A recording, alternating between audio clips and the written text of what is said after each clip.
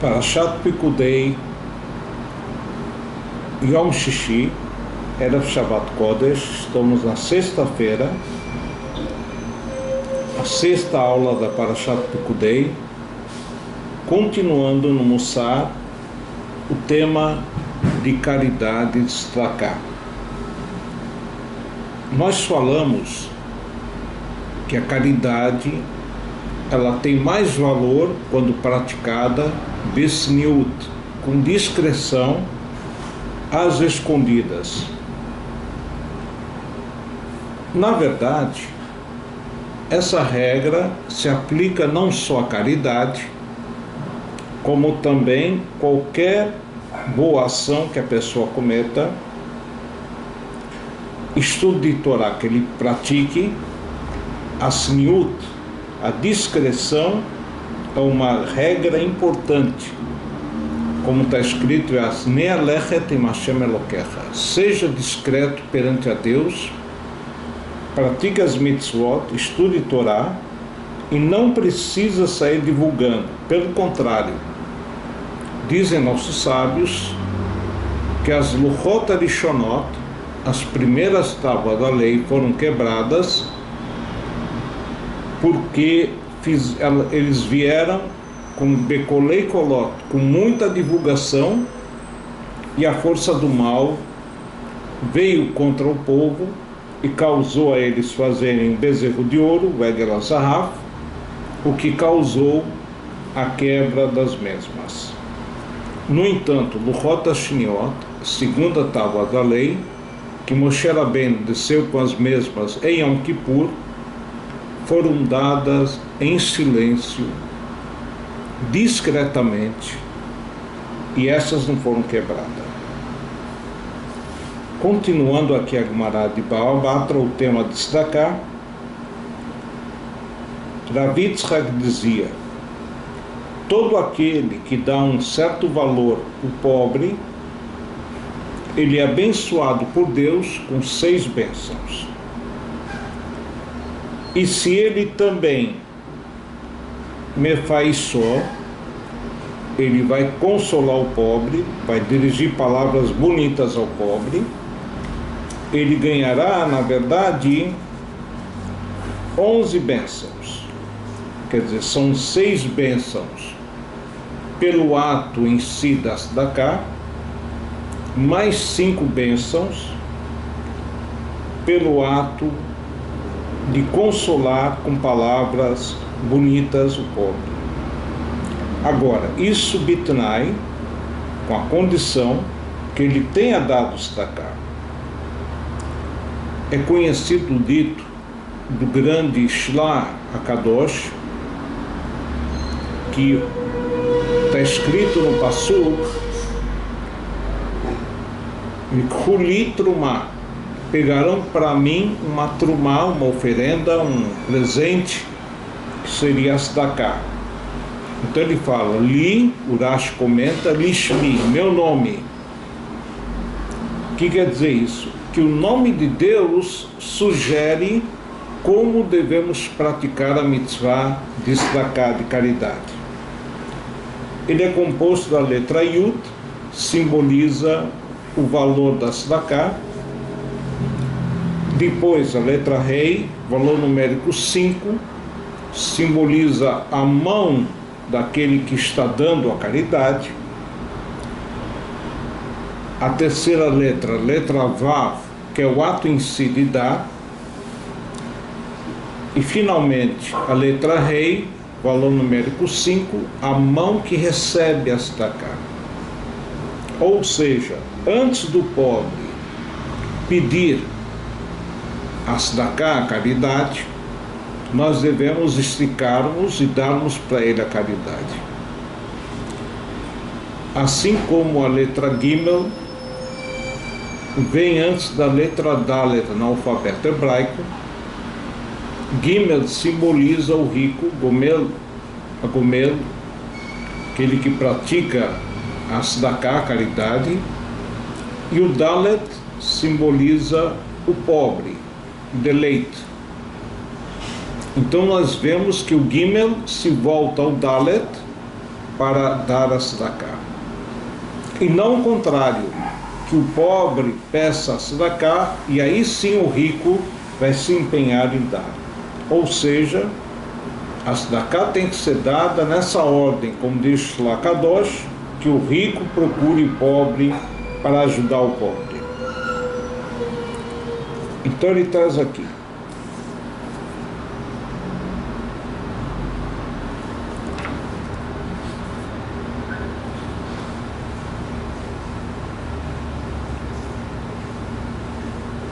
Diz Rav Yitzchak o que significa uma frase do Provérbios, Mishlei, Rodev Tzedakah, aquele que persegue a caridade, Vachesed, e a prática da bondade, Imtsa, ele vai encontrar Chaim, vida, Tzedakah, caridade, Vechavod, honraria. Então o Rabino questiona, há uma coisa bastante incongruente aqui no Passuk. Pelo fato de ele perseguir a caridade, ele vai encontrar caridade.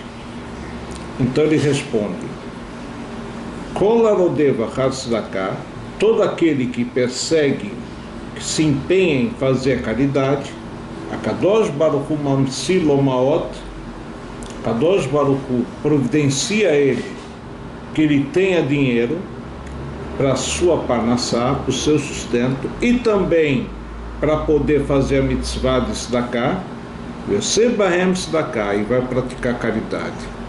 Quer dizer, o fato da pessoa praticar a mitzvah, Deus vai ajudá-lo, que apareçam outras oportunidades para ele praticar a mitzvah. E um outro rabino, Rav Nachman bar Yitzchak, dizia: Akadosh Baruch Hu mamsim lo bnei adam mehuganim lasot lahem tzedakah, kedei lekabel alehem scharo. Deus providencia pessoas corretas para ele praticar tzedakah para essas pessoas e ganhar uma recompensa. Na verdade, uma recompensa até maior. O fato é, quando a pessoa se empenha em fazer mitzvot, a grande recompensa que ele alcança, como diz no Perkei Avot, Schar mitzvah, mitzvah. A recompensa de uma mitzvah, de uma prática, de um ato benéfico, é você poder e ter condições de fazer outras mitzvot. Vamos passar então para Halachá, Ilchot Kriyat Shema, Rambam, capítulo 3. Ele fala aqui: Beit HaKiseh Hadash, Shulchan ve'adayin lo nishtamesh bo, Beit HaKiseh, toalete, banheiro, Hadash, novo, foi construído e ainda não foi usado. Mutar likrot Kriyat Shema kenegdo. Pode-se ler o Shema, ou pode-se ler, estudar a Torá e coisas sagradas diante desse banheiro, mas não dentro dele. Való betochó. Apesar dele ainda não ter sido usado, não é honroso a pessoa falar do Shema ou falar qualquer coisa de Kedushá nesse recinto, mesmo que ainda não foi usado. Fora dele, mesmo que ele esteja próximo dele, não tem problema. No entanto, Merchatz Hadash, um local de banho novo, que não foi usado, Mutar likrot betochó, ele pode eventualmente ler o Shema ou qualquer coisa de Kedushá, de santidade, até dentro dele, todo o tempo que ele não foi usado. O que importa é, a princípio, mesmo um local que ainda não foi usado e será usado futuramente como um local fixo para se fazer suas necessidades físicas, ele está desclassificado, ele não pode ser usado para falar coisas sagradas. E ele continua aqui.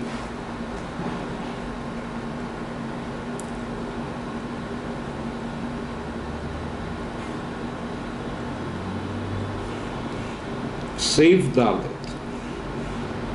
V'lo Kriyat Shema Bilvad. O que nós estamos falando, essas leis que estão sendo explicadas nessa sequência do Rambam, não é apenas a leitura do Shema. Porque alguém diria, bom, Shema é da Torá, mas se eu vou ter uma Davar Shebikdushá, uma coisa sagrada que não é da Torá, seria permitido. Fala, não, qualquer coisa sagrada, ela Kol Inyan Sheumi Divrei HaKodesh, tudo que é sagrado, Asur Leomro Bebeit HaMerchaz Bebeit HaKiseh, está vedado, está proibido ler o mesmo, tanto no banheiro, no toalete, como no local que se toma banho. E de novo, vale a pena repetirmos o que foi dito na aula anterior. Isso não só falar oralmente, mas pensar também. Viafilo amro belashon hol, mesmo falando a coisa sagrada numa linguagem que não é a linguagem sagrada, também está proibido. E não somente lo amro bilvad, ela filo leharher belibó bedivrei Torá bebeit HaKiseh bebeit HaMerchaz, mesmo pensar em Torá no toalete, no local de banho, bemakom atinofet, ou num local que tenha mau cheiro,